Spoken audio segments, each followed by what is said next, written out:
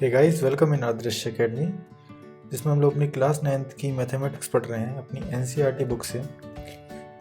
तो अब तक हम लोग एक्सरसाइज 10.4 तक फिनिश कर चुके हैं सर्कल चैप्टर की, और आज हम लोग 10.5 सॉल्व करेंगे, जिसमें पहला टॉपिक है angle subtended bye an arc, मतलब वो एंगल जो आर्क से बन रहा हो।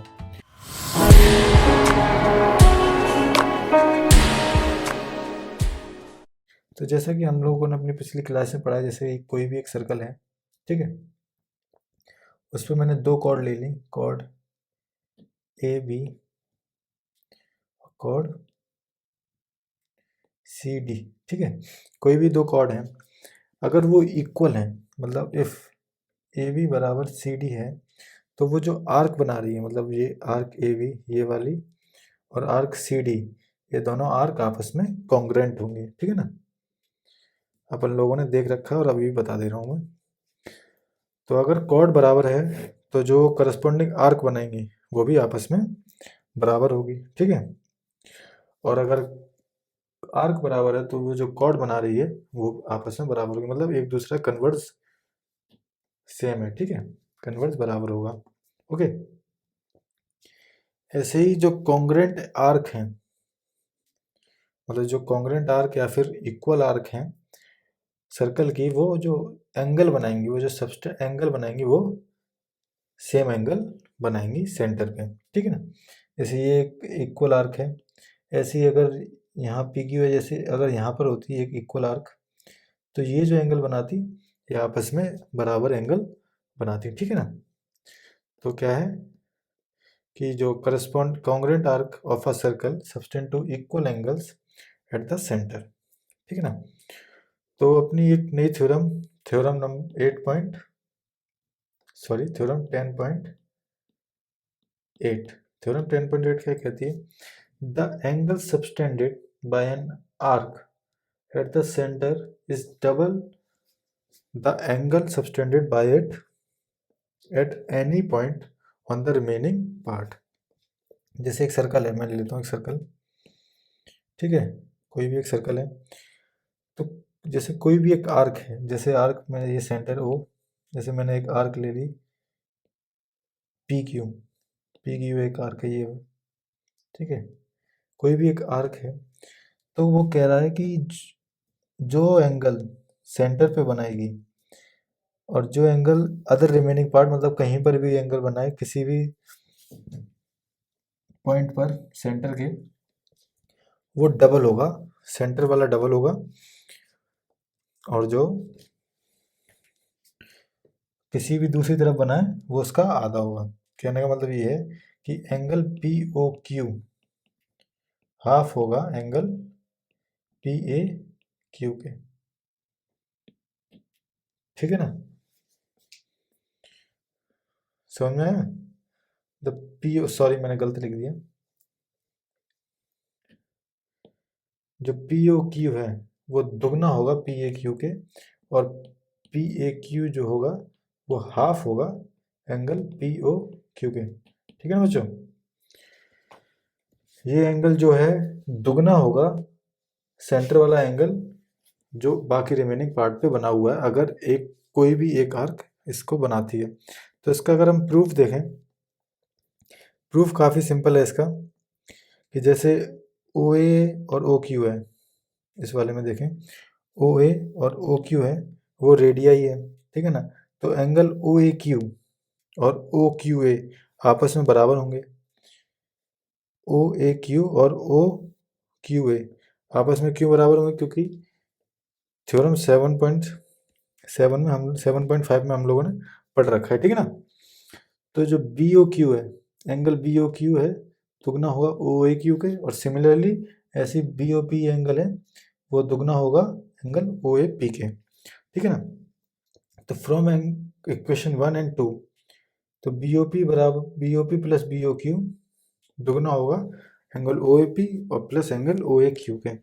तो इस हिसाब से बी ओ पी और बी ओ क्यू को मिला के बनेगा पी ओ क्यू, और पी ओ क्यू दुगना होगा किसके? पी ए क्यू के, जो कि हमारी थ्योरम 10.8 कह रही है। मतलब कभी प्रूफ पूछे नहीं जाते, लेकिन मैंने ऐसे ही जनरली आपको समझा दिया कि आपके अच्छी तरीके से दिमाग में बैठ जाए। ठीक है ना। तो आगे बढ़ते हैं, कंटिन्यू करते हैं। जैसे कोई भी एक आर्क है, मैंने जैसे पिछले भी बताया, पहले ही बताया था आपको, जैसे पी क्यू एक आर्क है, ये चाहे कितने भी एंगल बनाए सेंटर पे, वो क्या होंगे, सेम होंगे। जैसे एंगल पी सी क्यू बराबर होगा एंगल पी ए क्यू के, ये वाला एंगल और ये वाला एंगल आपस में बराबर होगा, ठीक है ना। और इस वाले का दुगना होगा। ओके। फिर आती है थ्योरम 10.9 कि angle in the same segment of a circle, मतलब जो सेम सेगमेंट में होंगे वो एंगल इक्वल होंगे। जैसे कोई भी सेगमेंट में ये वाला एंगल और ये वाला एंगल आपस में बराबर होगा, मतलब जो भी सेगमेंट, सेम सेगमेंट अगर एंगल्स बनाती है सर्कल में, तो वो एंगल्स आपस में बराबर होंगे, ठीक है ना। और जो एंगल सेमी सर्कल में होगा, जैसे ये सर्कल का सेंटर है और ये हमारे डायामीटर है, सर्कल से होती हुई जाती है डायामीटर, तो ये कोई भी एंगल बनाएगी, ये हमेशा 90 डिग्री का ही एंगल होगा, ठीक है ना। Angle in a semi circle is a right angle. फिर इसके बाद है थ्योरम 10.10। थ्योरम 10.10 क्या कहती है कि जैसे फिगर 10.30 में दिखा रहा है, इसकी स्टेटमेंट कहती है if a line segment joining two points, कोई भी लाइन सेगमेंट है अगर वो कोई भी दो पॉइंट जोड़ती है, सबटेंड्स इक्वल एंगल्स, वो सबटेंड करेगी equal angles at two other points, ठीक है ना, अदर पॉइंट्स पे, lying on the same side of the line containing line segment, the 4 points lie on a circle। कोई भी 4 पॉइंट जो सर्कल पे लाई करेंगे, जैसे ए बी सी डी, ठीक है ना, ये जो पॉइंट हैं जो सर्कल पे लाई करेंगे वो क्या होंगे, कौन साइक्लिक होंगे। कौन से साइक्लिक होंगे, कौन साइक्लिक, ठीक है ना।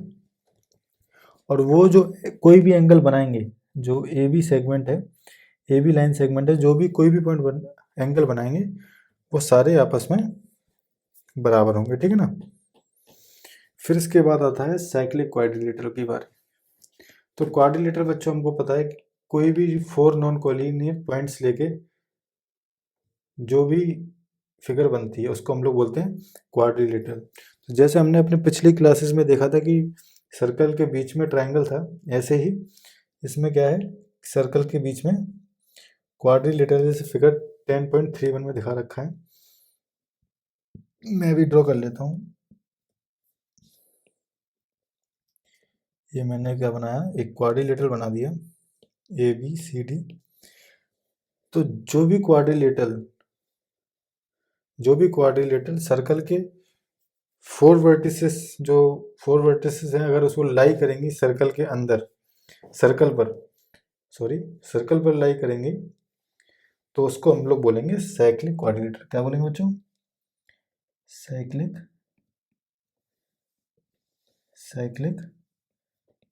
क्वाड्रिलेटरल, ठीक है ना। उसको हम लोग बोलेंगे साइक्लिक क्वाड्रिलेटरल।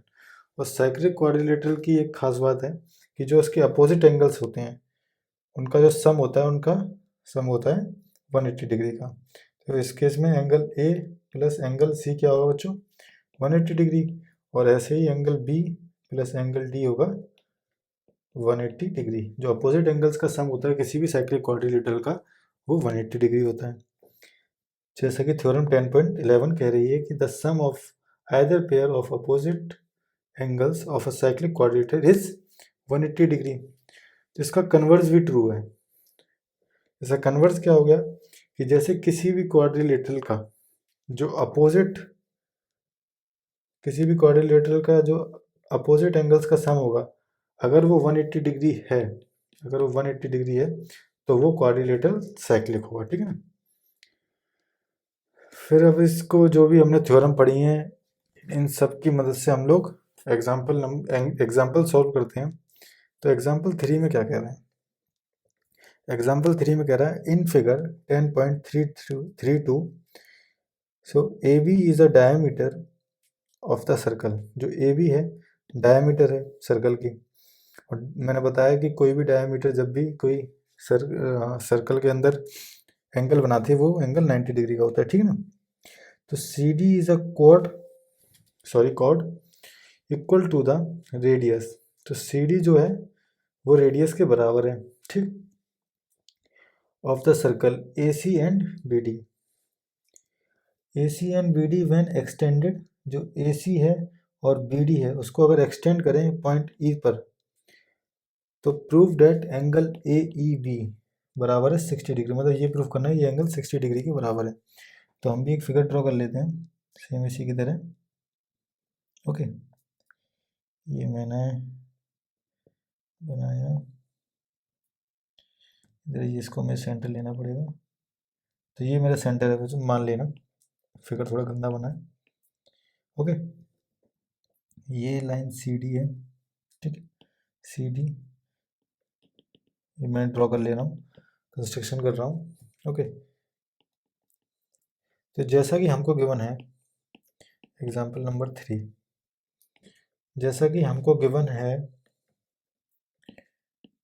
गिवन जो सी डी है वो रेडियस के बराबर है। सी डी बराबर ओ सी बराबर ओ डी, ठीक है ना। जो सी डी है वो कॉर्ड बराबर है ओ सी और ओ डी के। तो इस हिसाब से triangle O C D, triangle O C D वो है इक्विलेटरल ट्राइंगल होगा। मतलब जिस ट्राइंगल की तीनों साइड बराबर हैं आपस में, तो वो क्या हो गया, इक्विलेटरल ट्राइंगल, ठीक है ना। वो एक इक्विलेटरल ट्राइंगल है। तो इक्विलेटरल ट्राइंगल का जो एंगल्स होते हैं वो आपस में बराबर होते हैं, और वो क्या क्या एंगल होते हैं, वो एंगल क्या होता है, तो सी ओ डी इस हिसाब से होगा 60 डिग्री का। जैसे आपने लोगों ने पढ़ा होगा कि इक्विलेटरल के तीनों एंगल्स आपस में बराबर होते हैं और वो एंगल होता है 60 डिग्री, ठीक है। तो एंगल सी ओ डी क्या होगा, 60 डिग्री का। फिर ऐसे ही थ्योरम 10.8 के हिसाब से देखें तो एंगल सी बी डी, कौन सा एंगल, सी बी डी, ये वाला एंगल हाफ होगा जो सेंटर में बन रहा होगा।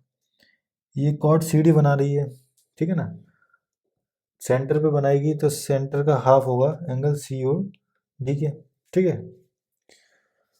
थ्योरम 10.8 के हिसाब से, थ्योरम 10.8 के हिसाब से ये हाफ होगा, ठीक है ना। फिर ऐसे ही हम लोग देखें एंगल सी बी डी जो है वो क्या है, 30 डिग्री का हो गया, ठीक है ना। सी ओ डी हमको पता है 60 डिग्री का, तो 1/2 इंटू 60, तो ये हो गया हमारा 30 डिग्री का। ऐसे ही हम एंगल ए सी बी देखें 90 डिग्री का होगा। क्यों 90 डिग्री होगा, क्योंकि ये ए बी जो है वो डायमीटर है, और जो डायमीटर कोई भी एंगल बनाता है उसको हम लोग बोलते हैं वो हमारा परपेंडिकुलर होता है, मतलब वो 90 डिग्री का होता है, ठीक है ना। ऐसे ही एंगल बी सी ई, मतलब एंगल बी सी ई, ये वाला एंगल बी सी ई, ये वाला एंगल क्या हो जाएगा, 180 minus angle A C B के, लीनियर पेयर के थ्रू, ठीक है ना, लीनियर पेयर है, लीनियर पेयर का मतलब 180 डिग्री। तो ए सी बी हमारा एंगल 180 डिग्री का, ए सी बी हमारा 90 डिग्री का एंगल। तो इस हिसाब से एंगल बी सी ई क्या हो गया, क्या हो गया बच्चों, 90 डिग्री का। जब बी सी ई 90 डिग्री का हो गया तो इस हिसाब से एंगल सी ई बी जो है, सी ई बी वो 90 माइनस 30 का होगा। सी ई बी ये वाला एंगल 90 माइनस 30 का होगा, ठीक। तो 90 माइनस 30 का होगा, तो इस हिसाब से ये हमारा होगा 60 डिग्री का एंगल सी ई बी। सी ई बी हमारा हो गया 60 डिग्री का। और जब सी ई बी 60 डिग्री का होगा तो सी ई बी को हम लोग ऐसे भी लिख सकते हैं एंगल ए ई बी। इस वर्ड बड़े वाले ट्रायंगल को अगर देखें तो इसको हम लिख सकते हैं angle A E V 60 degree. हमको यही पूछा गया था कि जो एंगल ए ई बी बन रहा है वो 60 डिग्री का बन रहा है। तो आप इसी हिसाब से और भी ये वाला एग्जाम्पल नंबर 4 भी सॉल्व कर सकते हैं। इसमें आपको हेल्प लेनी पड़ेगी थ्योरम 10.11 की, जिसके अपोजिट का सम होता है 180 डिग्री। ठीक है ना। तो ऐसे ही आप लोग एग्जाम्पल नंबर 6 भी सॉल्व कर सकते हैं, वही 10.11 की हेल्प से, थ्योरम 10.11 की हेल्प से। और आज की वीडियो में इतना ही, और आप इसी की मदद से आप एक्सरसाइज 10.5 सॉल्व कर सकते हैं। ठीक, इसी के साथ अपना ये चैप्टर ख़त्म होता है। और अगर आपको कोई भी डाउट है तो आप drishyaacademy.com पे जाके सॉल्यूशंस देख सकते हैं, और सॉल्यूशन देख के ना समझ में आए तो आप drishyaacademy.com पे आप एक फॉरम में मेरे से पूछ सकते हैं कोई भी doubt. So if you found this video useful, please do subscribe Drishya Academy।